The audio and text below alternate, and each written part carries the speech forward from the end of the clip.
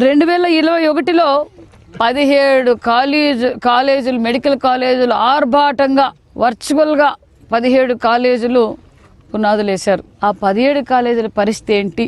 ఆ 17 కాలేజీలో భాగమైన పెనుగొండ మెడికల్ కాలేజ్ పరిస్థితి కూడా ఈరోజు మీరు అందరూ చూశారు, మేమందరం చూసాం.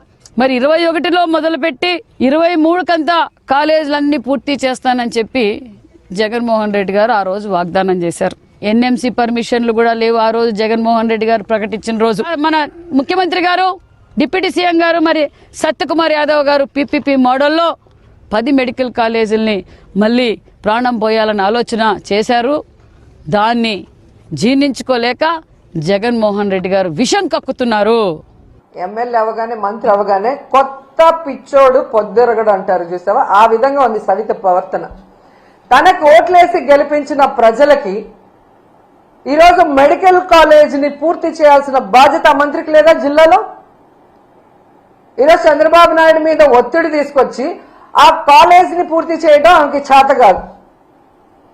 ఈరోజు అమరావతిలో వర్షం వచ్చింది నీళ్లు తోడుతున్నామని కోట్లు వేస్ట్ చేస్తూ తినేస్తున్నారు. దాంట్లో కొంత డబ్బు తీసుకొచ్చి పూర్తి చేయొచ్చు కదా, అది చేత కాదు.